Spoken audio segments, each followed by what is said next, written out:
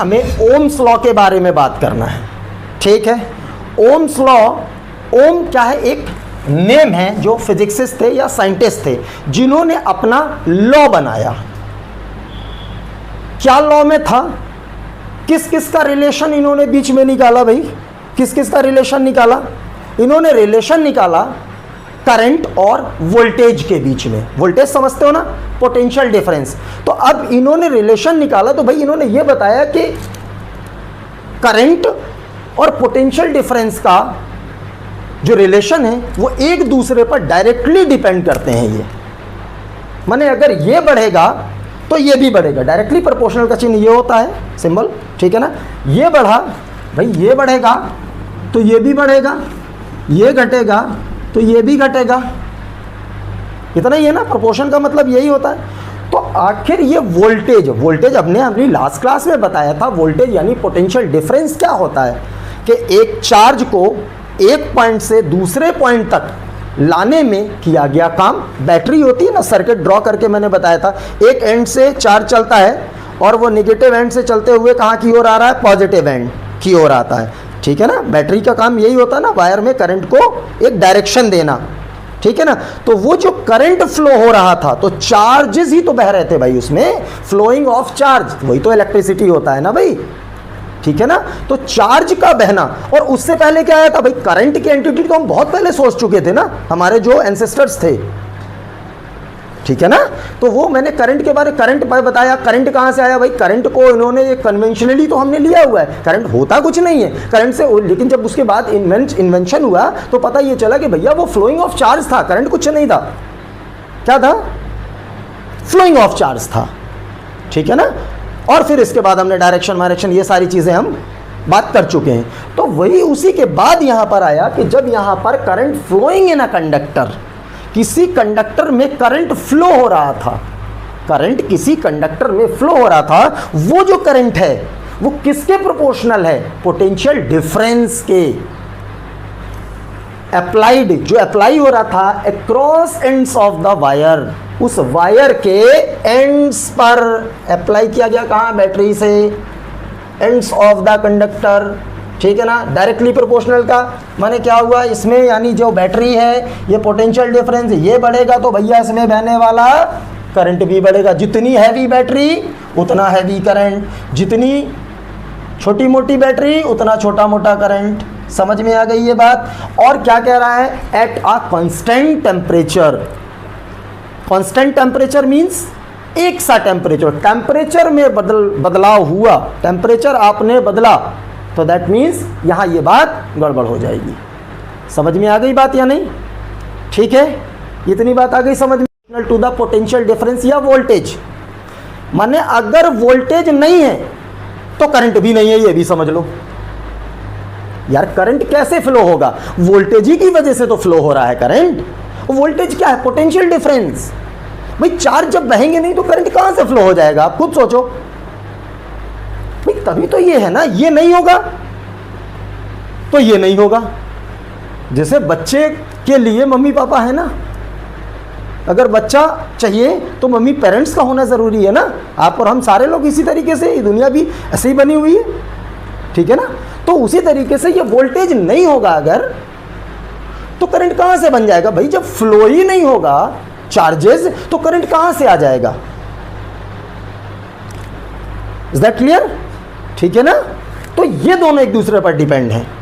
आ गई मेरी बात समझ में। 100 को फॉर्मुलेट करना है, ठीक है ना। और फॉर्मुलेट क्या करेंगे भाई, हमें मालूम है आई, इसको हटाते हैं तो इक्वल आएगा, इक्वल आएगा। अब जब इक्वल हटेगा तो कोई एक कांस्टेंट होता है, ये रूल होता है ना प्रोपोर्शनल हटाने का। तो ये क्या करेंगे, इसमें 1 अपॉन एक कांस्टेंट आर आएगा। अब इसके बारे में बाद में बात करेंगे, आर है क्या चीज़ ये, और इसको वी लिख दिया। इतनी बात क्लियर हुई। इसमें क्या करेंगे, क्रॉस मल्टीप्लाई। अरे भाई ये I is equal to V upon R है, ये वही तो लिखा हुआ है ना। अब इसको क्या किया, क्रॉस मल्टीप्लाई किया तो V is equal to I R होगा या नहीं होगा, बोलो भाई। तो ये ओम्स लॉ है, this is known as Ohm's law. ये है, ये फॉर्मुलेट किया। वैसे तो है ये ओरिजिनल, ये है, यहां से इसको फॉर्मुलेट किया। V is equal to I R. V क्या है भैया, वी क्या है, पोटेंशियल डिफरेंस। आई क्या है, करंट। आर क्या है यहां पर, आर जो है, आर इज क्या है, रेजिस्टेंस। क्या है ये, रेजिस्टेंस। अब भैया रेजिस्टेंस क्या होता है यार, रेजिस्टेंस जो होता है करंट को रोकना, हिंदी में बोलेंगे भाई करंट तो फ्लो हो रहा होगा ना, समझना बात को, करंट अपना काम कर रहा होगा, लेकिन क्या आपने सोचा है कि जो बैटरी से करंट जो जा रहा है एक एंड से दूसरे एंड तक, क्या वो फ्रीली होकर जा रहा होगा, बिल्कुल आसानी से जा रहा होगा? नहीं। क्यों नहीं जा रहा होगा? क्योंकि उसमें बहुत सारे एटम्स भी होंगे, बहुत सारे न्यूक्लियस भी होंगे, ठीक है ना, एटम्स, न्यूक्लियस। और जैसे आप ये समझ लो ना कि यार जैसे भीड़ भाड़ वाले इलाके हैं जैसे, ठीक है ना, या मान लो कोई चीज़ जैसे पानी बह रहा है कहीं पर भी, और या नदी बह रही है, और बहुत सारे पत्थर और पहाड़ ये वो सारे अगर बीच में आ जाएंगे, पेड़ पौधे अगर आ जाएंगे, तो क्या होगा, वो एक हर्डल का काम करेंगे ना, वहाँ पर रुकावट डालने की कोशिश करेंगे ना। ये उसी तरीके से समझ लो कि ये रेजिस्टेंस क्या करता है, चार्ज को बहने में थोड़ा सा स्ट्रगल, यानी चार्ज जो है बड़े आसानी से नहीं बहता है, ठीक है ना, घिसट घिसट के बहता है चार्ज। जो 11th-12th में आप लोग जब पढ़ेंगे ना, एक टर्म आता है ड्रिफ्ट वेलोसिटी।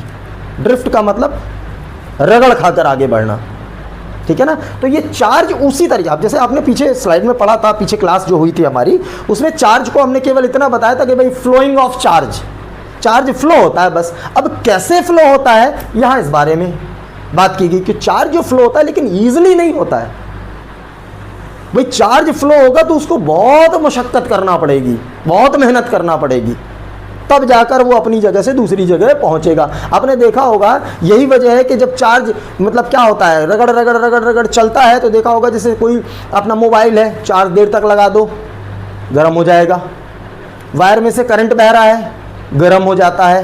क्यों गर्म हो रहा है भाई? क्योंकि जो इलेक्ट्रॉन्स फ्लो हो रहे हैं, जो इलेक्ट्रॉन्स फ्लो हो रहे हैं वो क्या होते हैं, टकराते हैं एक दूसरे से, एक दूसरे में टकरा रहा है, कोई न्यूक्लियस से टकरा रहा है, कोई दूसरे एटम से टकरा रहा है, कहीं किसी से टकरा, ठीक है ना, जो भी सिचुएशंस हैं वहाँ पर, ठीक है ना। तो उसमें क्या होता है, जब कोई चीज़ एक दूसरे से थ्रस्ट करती है तो क्या होती है, उसकी हीट जनरेट हो रही है। समझ में आ रही है बात या नहीं?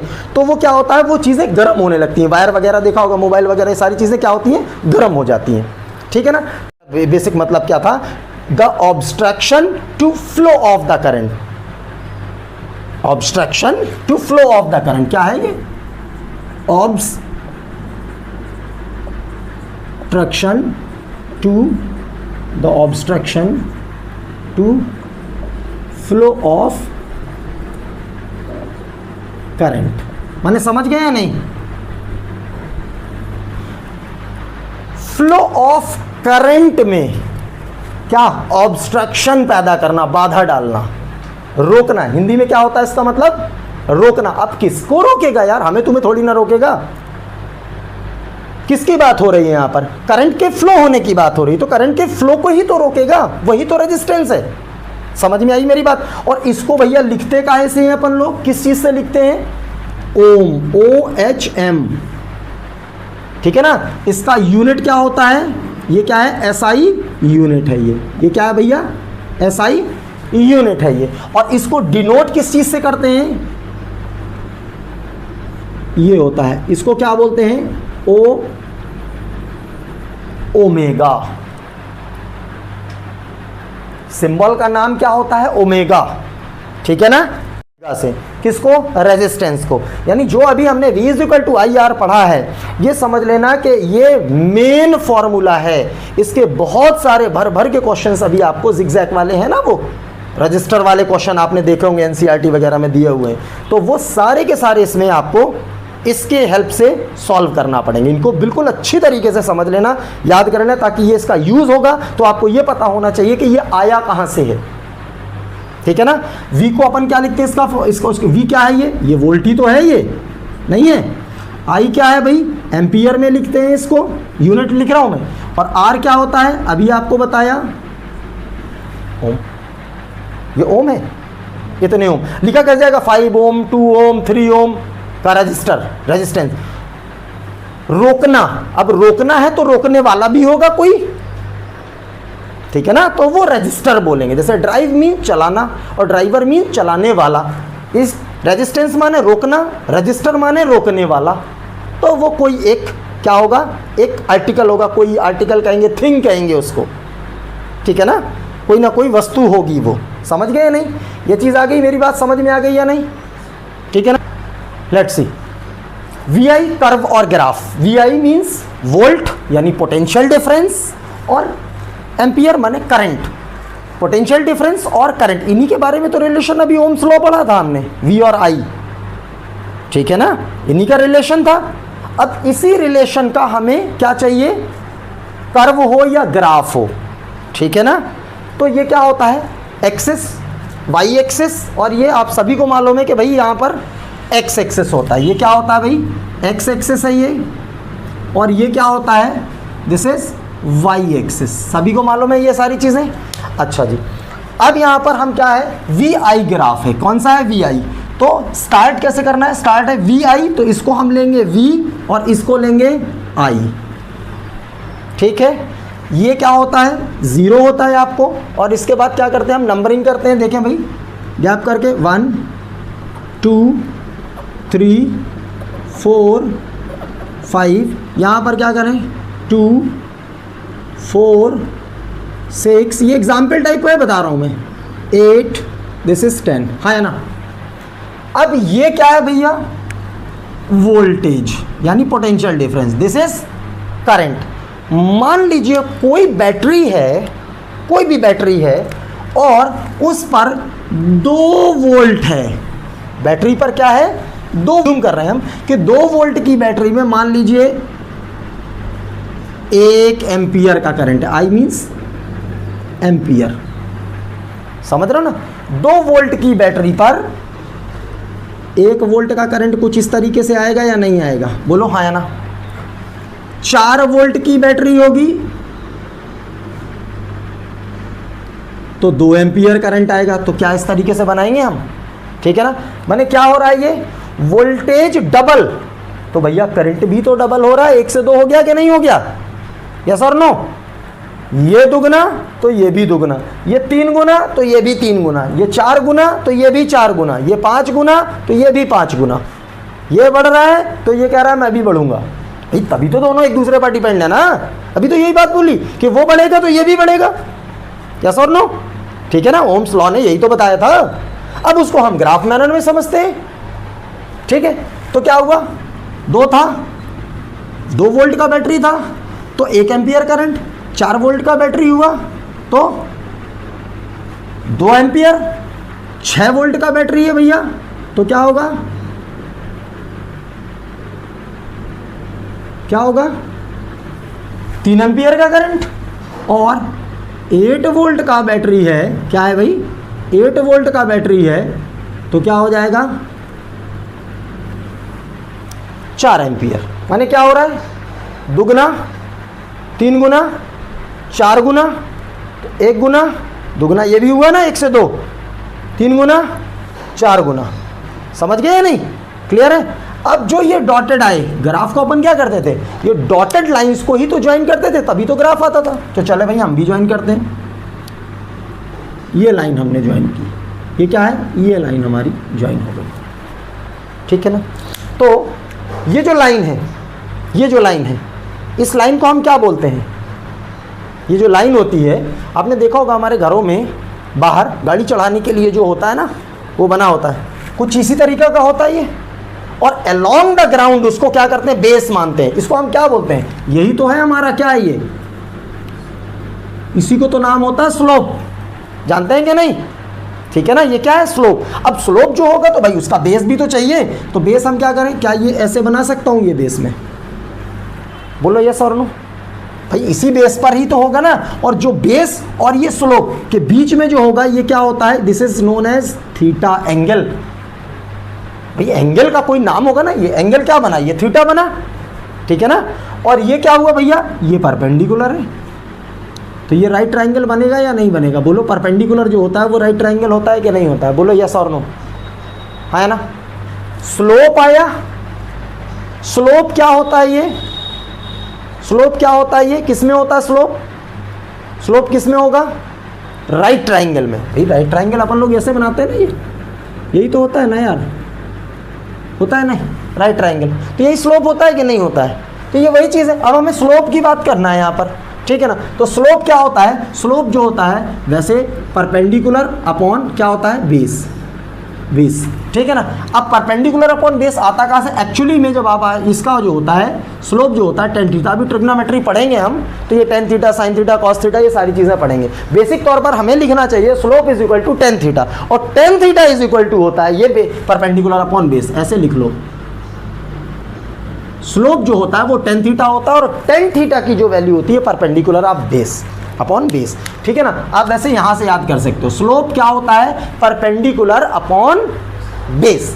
अब परपेंडिकुलर क्या है भाई? यहां पर परपेंडिकुलर आप बोलोगे सर यहां से लेकर यही तो है ना परपेंडिकुलर, यार ये बेस होता है, और जो अपराइट होता है वो क्या होता है? परपेंडिकुलर होता है कि नहीं होता है? ये बोलो परपेंडिकुलर, दिस इज बेस और दिस इज हाइपोटेनस होता है कि नहीं होता है? ये समझ रहे हो ना ये चीज़? ये तो पता होगा, बेसिक नॉलेज है, ये बेसिक जानकारी है। तो इसमें हम परपेंडिकुलर क्या है? आप बोलोगे सर इतना है, तो इतना कितना है भाई? इतना देखो जरा, कौन कौन कौन कौन ले रहा है, किसके साथ रिलेट कर रहे हैं इसको? इसके साथ रिलेट करेंगे ना हम, किसके साथ करेंगे? अरे भाई ऐसा है ना, तो इसी के साथ तो रिलेट होगा ना ये। तो ये क्या होगा? 2 से शुरू है 8 पे खत्म है, तो हाइट कितनी हो गई? 6 होगी ना। कैसे आई 6? फाइनल माइनस इनिशियल, यही होता है डिफरेंस निकालने का तरीका।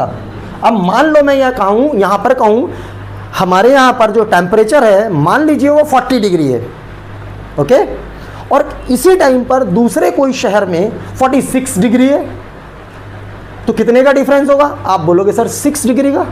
तो कैसे आएगा भाई?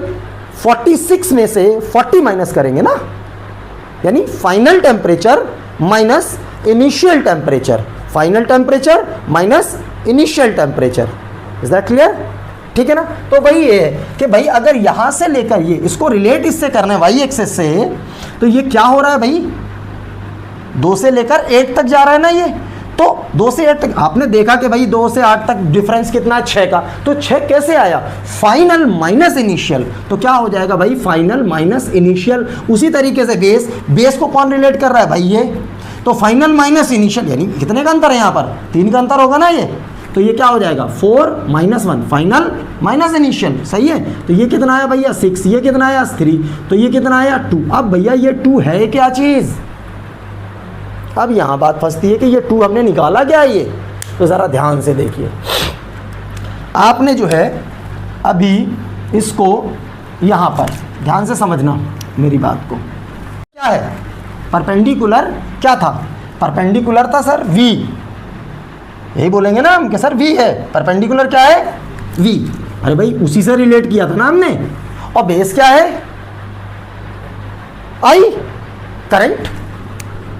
नहीं आया समझ में? ये यहां से बात कर रहा हूं मैं, ठीक है। परपेंडिकुलर क्या है? V था। देखो ना परपेंडिकुलर क्या है भाई?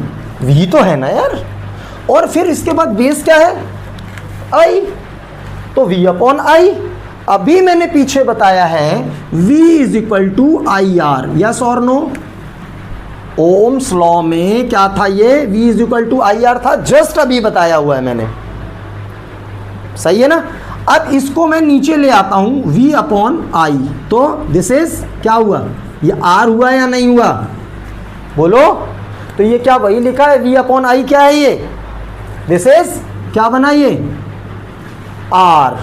तो यानी क्या मिला आपको? जो स्लोप है, स्लोप ने हमें क्या दिया?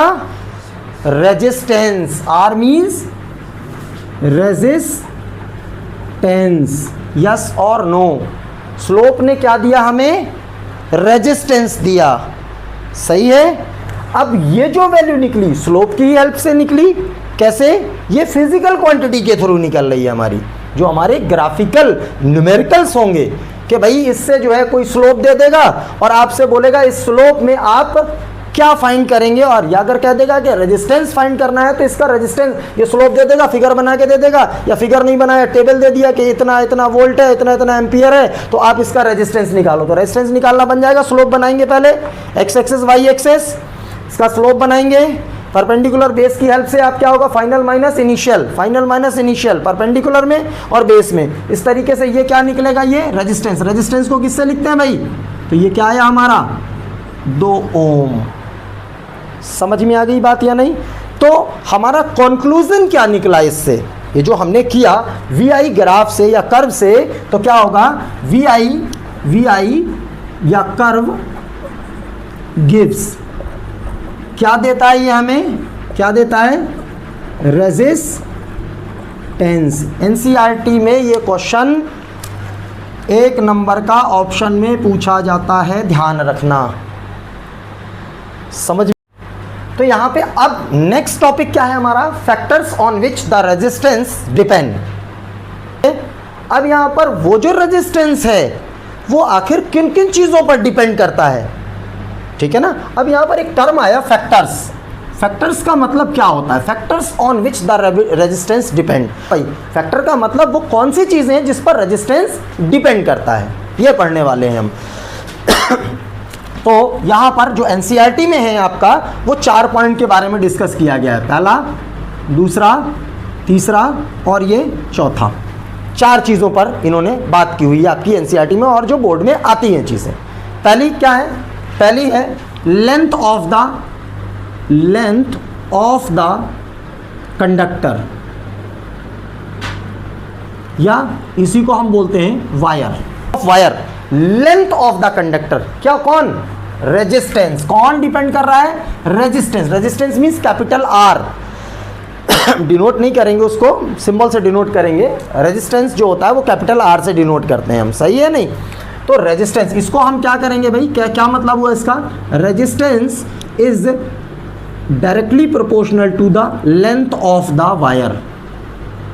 यस और no, length of the wire, यानी कहने का मतलब जितना लंबा तार का टुकड़ा, जितना लंबा वायर, उतना ही ज्यादा रेजिस्टेंस, उतना ही ज्यादा रेजिस्टेंस। छोटा तार और ये लेंथ कम तो रेजिस्टेंस भी कम। क्या मेरी बात आई समझ में? छोटा सा टुकड़ा होगा, रेजिस्टेंस कम। भाई सिंपल बात है कि भाई जितनी डिस्टेंस कम होगी ना उसको, करंट को, यानी चार्जेस को, इलेक्ट्रॉन को फ्लो होने के लिए जगह कम, तो स्ट्रगल भी कम करना पड़ेगा उसको।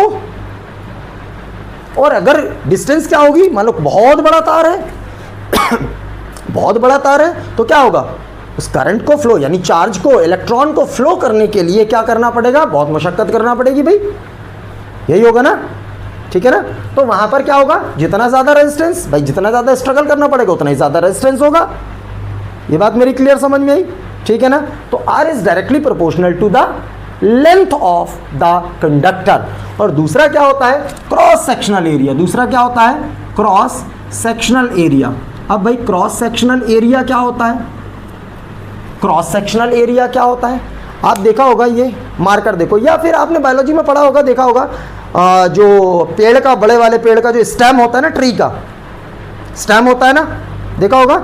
और वो किनारे से क्या होता है, गोल होता है, जब उसको स्लाइस करते हैं ना, कट करते हैं, तो ये गोल वाला हिस्सा होता है ना, सर्कुलर वाला हिस्सा, वही तो होता है क्रॉस सेक्शनल एरिया। जैसे ये मार्कर है, मान लीजिए ये मोटा वाला तार है, तो ये देखें आप इस वाले हिस्से में, ये क्या है, ये यही तो है क्रॉस सेक्शनल एरिया। अच्छा ये बताओ ज़रा कि इसमें से जब करंट हम पास करेंगे, ये मोटा तार है, करंट इसमें से पास कराएंगे, तो यहाँ से चार्जेस जो होंगे, भाई फ्लो ऑफ इलेक्ट्रॉन्स ही तो है ना, फ्लो ऑफ चार्जेस, तो यहाँ जब जैसे तार अगर ज़्यादा होगा, यानी सर्कल बड़ा होगा, तो चार्जेस क्या होंगे, ज़्यादा कि कम, ज़्यादा ही निकलेंगे भाई, कॉमन सेंस वाली बात है। और तार अगर पतला होगा तो क्या होगा, कम निकलेंगे इलेक्ट्रॉन्स, ठीक है ना। तो कहने का मतलब जो रेजिस्टेंस होगा, यानी ये आसानी से चले जाएंगे। यहां पर जो होगा, जो मोटा तार होगा, तो उसमें क्या होगा, चार्जेस जो होंगे वो आसानी से फ्लो होंगे। लेकिन अगर तार पतला होगा तो क्या होगा, करंट जो जाएगा, चार्जेस जो होंगे वो क्या होंगे, आसानी से नहीं जाएंगे, क्योंकि देखो ना, इधर से पास हो रहा है रिंग, सर्कल, जितना बड़ा सर्कल चार्जेस उतना ही ज्यादा। समझ रहे हो ना, ये बात क्लियर है। और तार को हम पतला कर दो आप, तो भाई पतला तार जो होगा वो सिलेंड्रिकल फॉर्म पे ही तो होगा, ऐसा ही तो होगा पतला, तो क्या होगा, उसका एरिया, ये सर्कल छोटा हो जाएगा, तो छोटा हो जाएगा, तो क्या होगा, उसमें से चार्जेस क्या होंगे, इलेक्ट्रॉन्स क्या होंगे, कम पास होंगे कम पास होंगे ना। तो कम जब पास होंगे, यही वजह है कि जो अपनी हाई टेंशन लाइट्स होती है ना, इलेक्ट्रिसिटी, जब वहाँ पर जो देखा होगा खेतों तो वहाँ बड़े बड़े खंभे लगे होते हैं वहाँ पर, और मोटे मोटे तार होते हैं वहाँ पे भी देखा होगा, और जब उसके नीचे से कभी जाओ आओ तो बड़ी जो है अजीब अजीब तरीके की आवाज़ें आती हैं, देखा होगा ना, करंट के फ्लो होने की आवाज़ टाइप की आती है, जो ससराहट टाइप की आवाज़ आती है ना, कुछ इस तरीके से, ठीक है ना। तो वही चीज़ बताने का मतलब है कि वहाँ पर क्या हो रहा है, करंट फ्लो हो रहा है, ठीक है ना, करंट जो जा रहा है। तो मोटा तार क्यों सेलेक्ट किया उन्होंने, क्योंकि उसमें क्रॉस सेक्शनल एरिया बड़ा था। क्रॉस सेक्शनल एरिया बड़ा होगा तो उसमें से इलेक्ट्रॉन ईजिली पास होंगे, ज्यादा पास होंगे। क्योंकि अगर पतला तार उसी को कर देंगे तो क्या होगा, इतने ज्यादा रेजिस्टेंस लगेगा उसमें, स्ट्रगल करेंगे जाने में, तो क्या होगा, उसमें हीट होगी। हीट होगी तो क्या होगा भाई, जल जाएगा तार। समझ रहे हो ना क्या मैं बता रहा हूं, ठीक है। तो यहां पर resistance is directly proportional to the length of the conductor. दूसरी चीज क्रॉस सेक्शनल एरिया, तो क्रॉस सेक्शनल एरिया के बारे में अभी हमने डिस्कस किया। तो resistance is inversely proportional to cross sectional area. A माने एरिया, क्रॉस, ए माने क्रॉस सेक्शनल एरिया, ये लिखा हुआ है क्रॉस सेक्शन, अभी यही तो बताया ना, माने ये बढ़ा तो ये घटा। इनवर्स का मतलब यही होता है ना। अब देखो ना यार, ये एरिया बढ़ाया मैंने, जितना बड़ा मोटा तार एरिया बढ़ाया तो रेजिस्टेंस क्या होगा, इजीली फ्लो होंगे ना चार्जेस, रेजिस्टेंस कम नहीं। समझ में आ रहा है या नहीं आ रहा है, पहले बताओ, क्लियर है ना ये, ठीक है ना। तो यहां पर जो है रेजिस्टेंस कम हो जाएगा, तभी तो यार इजीली फ्लो होंगे ना बेटा, ठीक है ना। ये चीज समझ रहे हो ना मेरी बात को यार, ठीक। और अगर एरिया कम कर दिया मैंने, इन केस एरिया मैंने ये कर दिया, पतला तार कर दिया, तो भैया रेजिस्टेंस ज्यादा हो जाएगा। रेजिस्टेंस ज्यादा होगा माने, रेजिस्टेंस ज्यादा का मतलब रोकना ज्यादा हो जाए, करंट को रोकने वाले, रुकावट ज्यादा हो जाएगी, करंट को रोकना ज्यादा हो जाएगा, ठीक है ना। रोकने वाले एलिमेंट्स क्या होंगे, वो घिसट घिसट के चलेगा ना वो। भाई इसमें क्या होगा, एरिया कम हो जाएगा, और भाई एरिया कम होगा तो वो कितना स्ट्रगल करेंगे निकलने के लिए, तो वो क्या करेंगे, टकराएंगे। टकराएंगे तो क्या होगा, हीट होगी, बताया था ना मैंने अभी पीछे, हीट होगी। हीट होगी तो क्या होगा, वो तार जल जाएगा। तो यही वजह है कि हाई टेंशन जो लाइन होती है वो क्या होती है, मोटी बनाई जाती है, ठीक है ना, ये रीजन की वजह से, ठीक। तीसरा क्या होता है, मटेरियल ऑफ द कंडक्टर में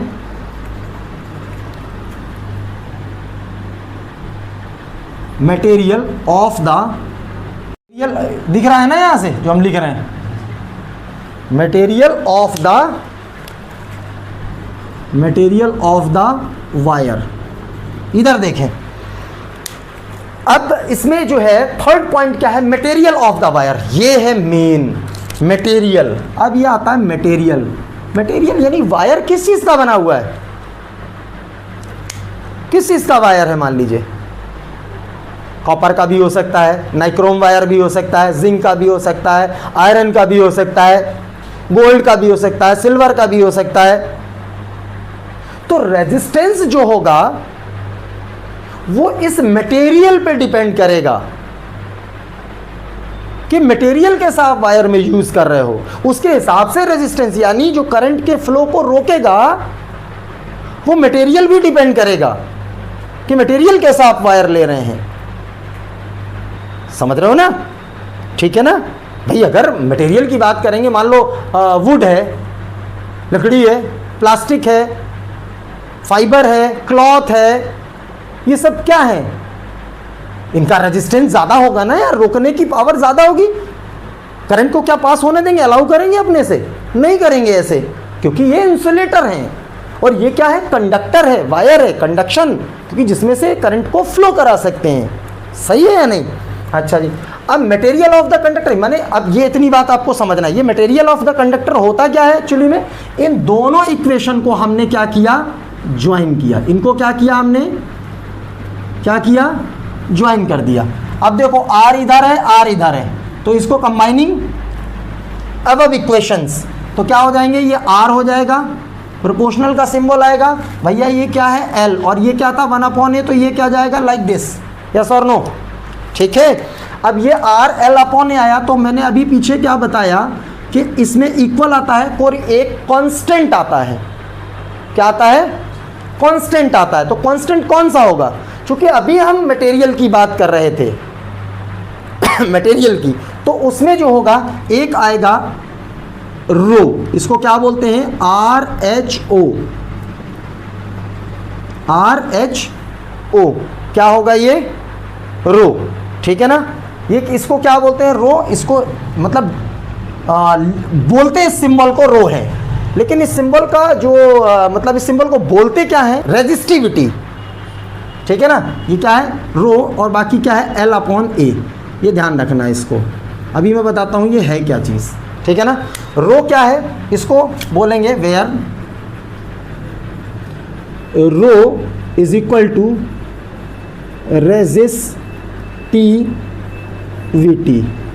ध्यान रखना, रो इज अब रेजिस्टिविटी क्या था, रेजिस्टेंस। पढ़ा है आपने, रेजिस्टेंस और रेजिस्टिविटी। रेजिस्टेंस माने रोकना, रेजिस्टिविटी माने रोकने की क्षमता। हिंदी में बोल रहा हूं मैं, रोकने की क्षमता माने अगर लकड़ी का तार है तो लकड़ी के तार के रोकने की क्षमता, लकड़ी का मानो उसमें से लकड़ी का तार या कोई स्टिक है समझ लो, तो उसमें करंट को रोकने की क्षमता ज़्यादा होगी कि कम होगी, ज़्यादा होगी ना। और जब क्षमता ज़्यादा होगी तो क्या रेजिस्टेंस भी तो ज़्यादा होगा या नहीं होगा, बताओ मुझे। अरे भाई ये प्लास्टिक है, इसमें करंट को रोकने की क्षमता होगी, होगी कि नहीं, रेजिस्टिविटी ज़्यादा होगी कि कम होगी, इसकी ज़्यादा होगी, तो इसमें रेजिस्टेंस ज़्यादा होगा कि कम होगा, ज़्यादा ही होगा ना। तो यही बात तो यहाँ पर कह रहे हैं, इनका रिलेशन ध्यान से देखो, रेजिस्टेंस ये रेजिस्टिविटी रो है ना, रेजिस्टेंस, रेजिस्टिविटी और रेजिस्टेंस, ये ज़्यादा तो ये भी ज़्यादा, सामने सामने है ना। लेकिन नीचे वाला क्या है, एरिया, एरिया ज़्यादा, अभी पीछे पढ़ा है आपने, मोटा तार तो रेजिस्टेंस कम। ठीक है, तार पतला, ये ज़्यादा तो ये कम, ये कम तो ये ज़्यादा। मेरी बात आई समझ में या नहीं, रेजिस्टिविटी आ गई। ठीक है ना, तो हमेशा याद रखना कि जो resistivity of the insulator is more than the resistivity of the conductor. फिर रोकने की क्षमता किसकी होगी, ये इंसुलेटर है कि नहीं है, इंसुलेटर है तो करंट इसमें से क्या अलाउ हो जाएगा या नहीं, नहीं होगा इसमें से अलाउ, करंट इसमें से भैया पास है नहीं होगा। जब पास नहीं होगा तो इसकी रेजिस्टिविटी ज़्यादा होगी, ज़्यादा होगी तो रेजिस्टेंस भी ज़्यादा होगा। भाई ये रोकने की क्षमता ज़्यादा होगी तो रोकेगा भी ना। अरे यार मैं 4 रोटी खाता हूँ तो खाऊंगा ना 4 रोटी, बताओ।